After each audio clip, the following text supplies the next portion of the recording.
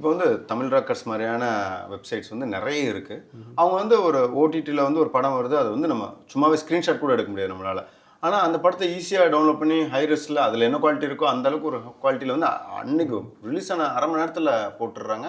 And அந்த வெப்சைட்டை பிளாக்கும் பண்ண முடியல. பிளாக் இந்த சென்ஸ் ஆஃப் எப்படின்னா அந்த படம் ரிலீஸ் பண்ணுறவங்களாலையுமே வந்து அதை வந்து ஸ்டாப் பண்ண முடியல.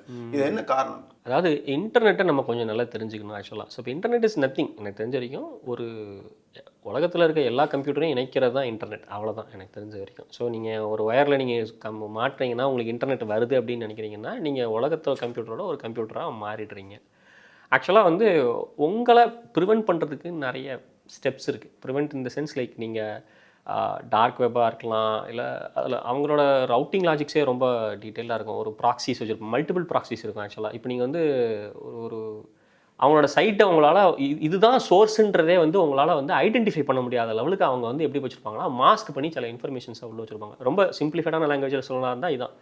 ஸோ ஒரு ப்ராக்ஸிக்கு பின்னாடி இருப்பாங்க. ப்ராக்ஸி வந்து நீங்கள் அந்த ப்ராக்ஸியை டார்கெட் பண்ணிங்கன்னா அடுத்த ப்ராக்ஸி எங்கே இருக்குன்னு தெரியாது. அடுத்த ப்ராக்ஸியை டார்கெட் பண்ணிங்கன்னா அடுத்த ப்ராக்ஸி எங்கே இருக்குன்னு தெரியாது ஆக்சுவலாக. ஸோ அந்த சோர்ஸ் தெரியாத லெவலுக்கு உங்களை வந்து பிளாக் பண்ணி வைக்கிறது தான் அவங்களோட அட்வான்டேஜஸாக இருக்கும். இது எங்கே அப்படின்னு பார்த்தீங்கன்னா, நீங்கள் பேரே தெரியாத ஊரே தெரியாத கம்பெனி ஊரில் போயிட்டு ஒரு டேட்டா சென்டர்ஸில் அவங்க வந்து டேட்டாவை ஹாஸ்ட் பண்ணி வச்சுருந்துருப்பாங்க. அதனால் அவங்கள பிடிக்கிறது கொஞ்சம் கஷ்டம்.